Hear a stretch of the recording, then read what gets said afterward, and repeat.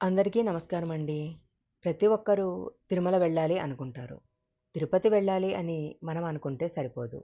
ఆ దేవుడి అనుగ్రహం మనపై ఉంటేనే మనం తిరుమల వెళ్ళగలము. ఎంత కష్టం వచ్చినా సరే వెంకటేశ్వర స్వామిని ఆరాధిస్తే చాలు. ఎన్ని కష్టాలున్నా వెంటనే తీరిపోతాయి. అంతటి శక్తివంతమైన దేవుడు శ్రీ వెంకటేశ్వర స్వామి. అయితే తిరుపతి వెళ్ళడానికి ముందుగానే కొన్ని విషయాలు తెలుసుకోవాలి. అప్పుడే స్వామివారి అనుగ్రహము లభిస్తుంది. తిరుపతి వెళ్ళగానే ముందుగా ఏ దేవుణ్ణి దర్శించుకోవాలి? స్వామివారి అనుగ్రహం పొందాలంటే ఏ నియమాలు పాటించాలి? తిరుపతిలో దాగున్న రహస్యాలేంటి? ఇవన్నీ మనం ఇప్పుడు ఈ వీడియోలో తెలుసుకుందాము. తిరుమల వెళ్ళినప్పుడు స్వామివారి దర్శనానికి వెళ్ళేటప్పుడు సంప్రదాయ దుస్తులను మాత్రమే ధరించాలి. స్వామివారిని దర్శించుకునే పురుషులు పట్టుపంచ కట్టుకోవాలి. అంతేకాని shirts, T shirts, jean pants లాంటి వస్త్రాలు ధరించకూడదు. స్వామివారిని దర్శించుకునే ఆడవాళ్ళు చక్కగా చీర కట్టుకోవాలి లేదా చుడీదార్ ధరించాలి. మోడ్రన్ దుస్తులు వేసుకోకూడదు. కొండపైకి వెళ్ళిన తర్వాత ఎట్టి పరిస్థితిలో స్త్రీలు తలలో పూలు పెట్టుకోకూడదు. కొండపైన వికసించే పుష్పాలన్నీ స్వామివారికి మాత్రమే చెందాలనే ఉద్దేశంతో ఈ ఆనవాయితీ నియమించారు. స్వామివారి దర్శనానికి వెళ్లే ముందు తప్పనిసరిగా స్థల స్నానం చేయాలి. స్వామివారి సంపూర్ణ అనుగ్రహం పొందాలనుకునేవారు స్వామి దర్శనానికి 12 గంటల ముందు తప్పనిసరిగా ఉపవాసం ఉంటే మంచిది. తిరుపతి వెళ్లే భక్తులు తలనీలాలు సమర్పిస్తూ ఉంటారు. స్త్రీలు 3 కత్తెర్ల జుట్టును స్వామివారికి ఇస్తే సరిపోతుంది. పెళ్ళైన మహిళలు తలనీలాలు సమర్పించకపోయినా పర్వాలేదు. భర్త తలనీలాలు సమర్పిస్తే అందులో సగం పుణ్యం మీకు కూడా వస్తుంది. తలనీలాలు సమర్పించిన తర్వాత మళ్ళీ తలస్నానం చేసి దర్శనానికి వెళ్ళాలి. చాలామంది తిరుపతి వెళ్ళగానే ముందుగా వెంకటేశ్వర స్వామిని దర్శించుకుంటారు. కానీ వెంకటేశ్వర స్వామి వారి దర్శనానికి ముందు క్షేత్రపాలకుడైన శ్రీ వరాహస్వామి వారిని దర్శించుకోవాలి. తిరుమల ఆలయానికి ఉత్తర దిక్కులో పుష్కరిణి ఒడ్డున శ్రీ వరాహస్వామి ఆలయం ఉంటుంది.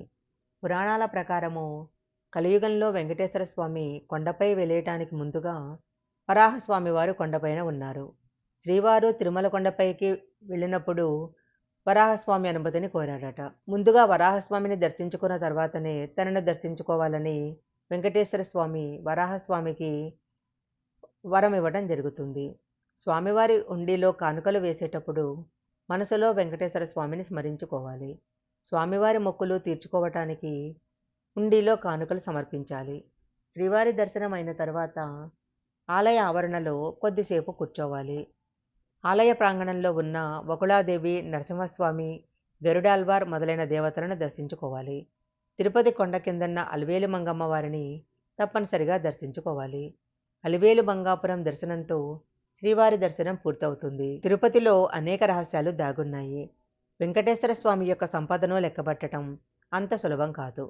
దాదాపు 11 టన్నులకు పైగా స్వామివారికి బంగారపు ఆభరణాలున్నాయి.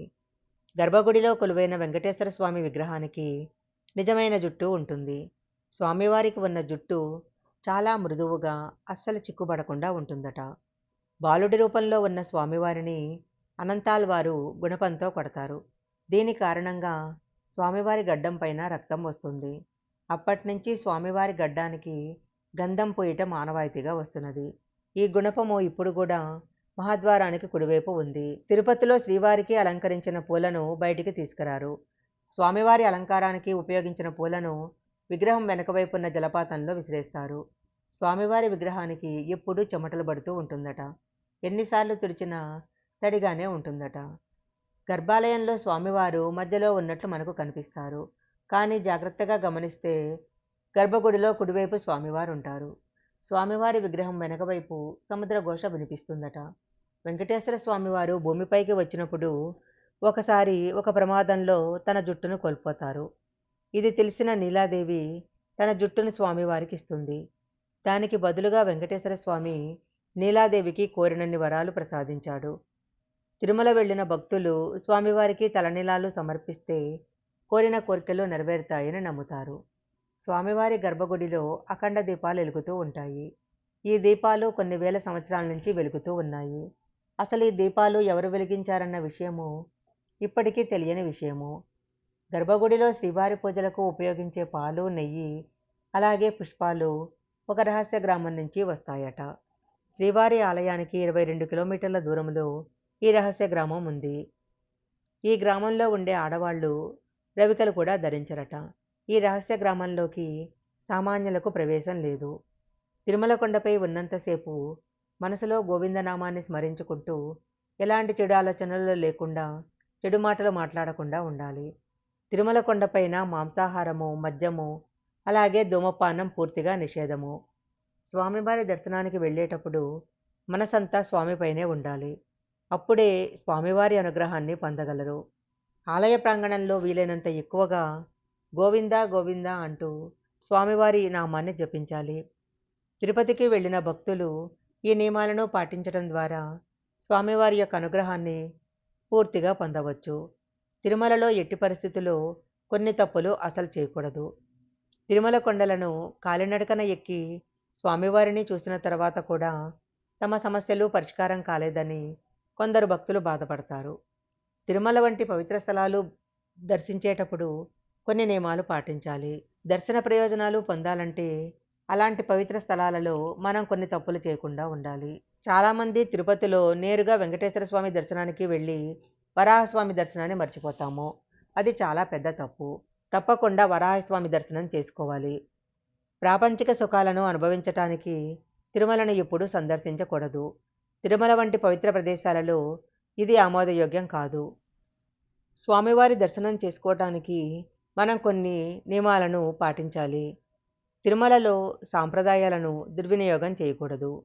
శ్రీ రామానుజాచార్యులు తిరుమలలో 2 నియమాలను విధించిన 4వ చివరి తప్పులను గురించి ఇప్పుడు తెలుసుకుందాం.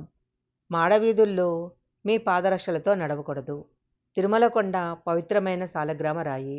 శ్రీ రామానుజాచార్యుల వారు మోకాళ్ల పర్వతాన్ని మోకాళ్లపై ఎక్కారు. అతడు తన పాదాలతో పవిత్ర కొండను తాకటానికి కూడా ఇష్టపడలేదు. శ్రీ రామానుజాచార్యుల వారు మోకాళ్ల పర్వతాన్ని ఎందుకు అధిరోహించారు? ఇది మన మనసులో పవిత్ర కొండ యొక్క చిత్రాన్ని ముద్రించటము. మనం పాదరక్షలతో మాడవీధుల వెంట తిరుగుతుంటాము. అక్కడ పాదరక్షలు వద్దు అని చెప్పే బోర్డు కూడా ఉంటుంది. అయినా మనము ఆ బోర్డును చూసి కూడా అలాగే తిరుగుతుంటాము. దయచేసి తిరుమలలో ఈ తప్పు చేయొద్దు. మాడవీధులు చాలా పవిత్రమైనవి. అక్కడ పాదరక్షలు ఉపయోగించకూడదు. తిరుమలలో వికసించే ప్రతి పువ్వు శ్రీవారి సేవకే ఉపయోగించాలి. అందువల్లనే తిరుమలలో ప్రసాదంగా పువ్వులను కూడా ఇవ్వరు. తిరుమలలో పువ్వుల పంపిణీ నిషేధింపబడింది. మహిళలు తిరుమలలో పువ్వులను ఎట్టి పరిస్థితుల్లో అలంకరించుకోకూడదు. ఈ 4 తప్పులకు దూరంగా ఉండి పుష్కరిణిలో స్నానం చేయటం ద్వారా స్వచ్ఛమైన ఆలోచనలు, మాటలు, పనులతో శ్రీవారి దర్శనం చేసుకోండి. భగవంతుని దర్శనము ఒక దైవిక అనుభవంగా మారుతుంది. మీ కోరికలన్నీ కూడా వెంటనే నెరవేరుస్తుంది. ఈ వీడియో గనక మీకు నచ్చినట్లయితే లైక్ చేయండి, షేర్ చేయండి. ఇలాంటి మరిన్ని వీడియోల కోసం మా ఛానల్ సబ్స్క్రైబ్ చేసుకోండి. పక్కనే ఉన్న బెల్ ఐకాన్ని యాక్టివేషన్ చేసుకుంటే మేము పెట్టే వీడియోలన్నీ కూడా మీకు ముందుగానే నోటిఫికేషన్గా వస్తాయి. మరొక మంచి వీడియోతో మళ్ళీ కలుసుకుందాం.